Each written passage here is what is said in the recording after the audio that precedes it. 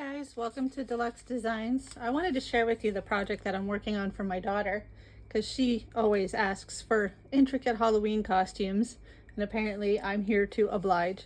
This year she wants to do Abbey Bominable for Monster High. So basically I wanted to give you guys updates on how this is going as I go along with my project. She ordered this fabric from spoonflower.com. So I've already cut it, so it's a small piece to show you. It comes in two different scales, and it's called Monster High Abbey Student Uniform or something along that line. But if you look it up and you search even just Abbey, the way her name is spelled, it will come up. It was actually the first option when you search. So that's the fabric I'm using for the main part of the dress. I'm possibly going to use this to help do where her straps crisscross, but I haven't fully decided yet. I might just sew the straps in where I want them. This is just called bridal looping elastic. You can usually get this at any fabric store, but again, I think I'm just going to sew the rope where it needs to sit because this might just be more work than necessary. The other things that I grabbed so far were what's called ribbed knit. So you can see how it's got the lines in it. So that's what I'm going to use for the bottom of the dress where it's cinched around her legs, and for the two panels that go up here. It's not as wide as it is on the doll, but we're basically going for a look, and I think that will pull it off nicely. The other thing that I grabbed, which you can get it from anywhere. So basically your option is faux fur, but you can get it from a fabric store, a craft store. You can buy trim pieces, you can buy wider pieces by the meter from a fabric store. The fabric store I have near me actually doesn't have, right now anyways, a really nice white faux fur. The one that they had was really nice, but it had too much of an ivory tinge to it. So I wanted to get something that was a little bit more white, and this one was better. And actually, it's a rug from a local dollar store.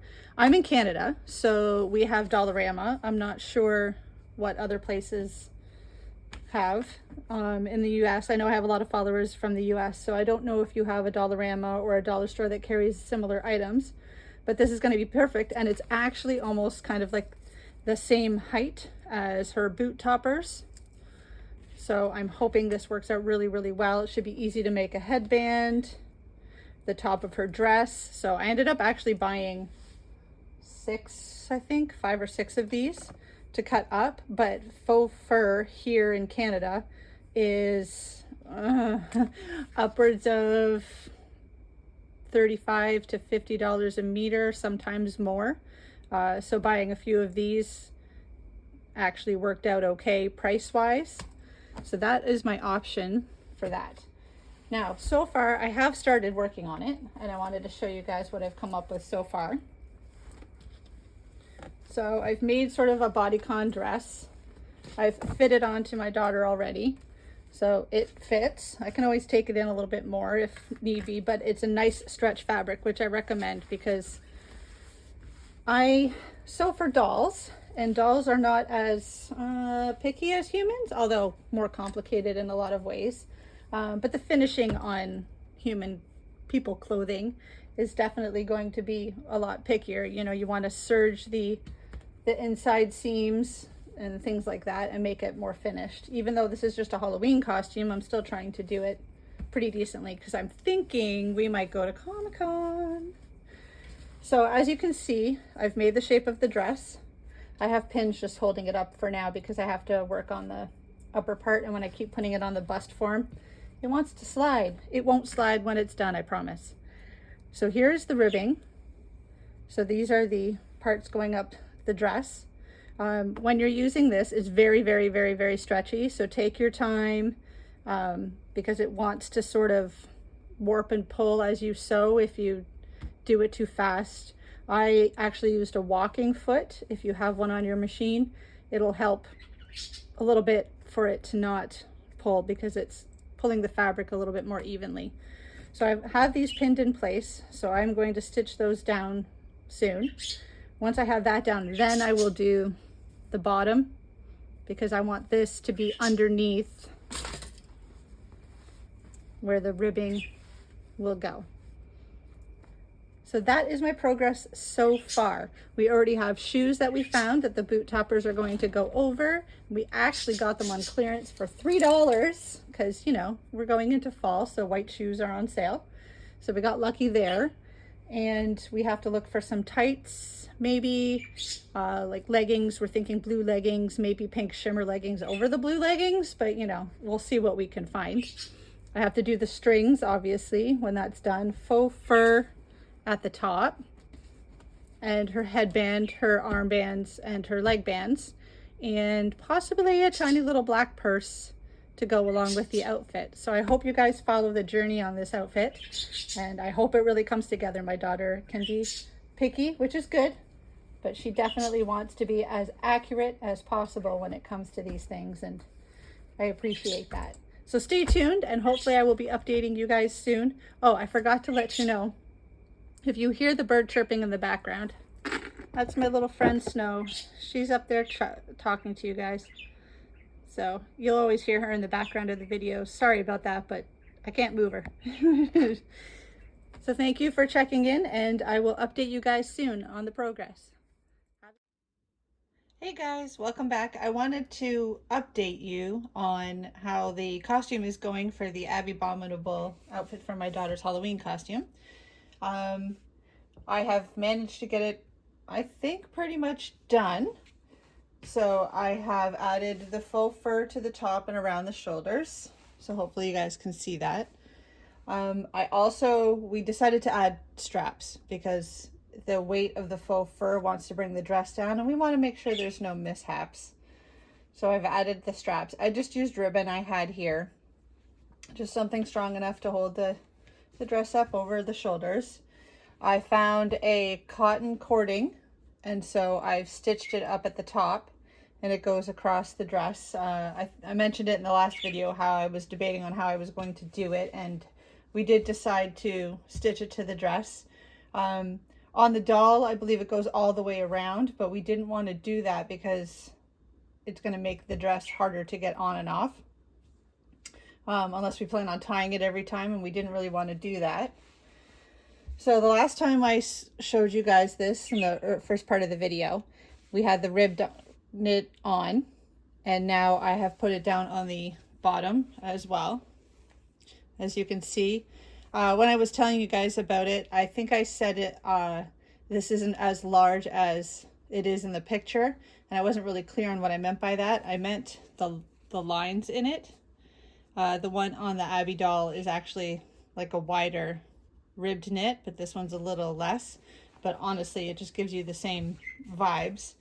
Did the little bow on the corner also. And I have done the arm sleeves, the cuffs, and the legs. And by the way, I'm remembering to tape in landscape instead of portrait this time, so hopefully you guys prefer watching in that way. Then I also got shoes. So we can get boots, and if we come across something better before Halloween, we can always change this out. But these were honestly on clearance for $3.99, and my daughter thinks they'll be fine. Basically, once you put the leg toppers on, you won't be able to see that they're not boots or whatever. So she will be happy with those. If we find something better, then that's cool. But for $4, I wasn't going to pass that up. So if you guys are looking to try and make something like this, you recall that I said the fabric was from Spoonflower.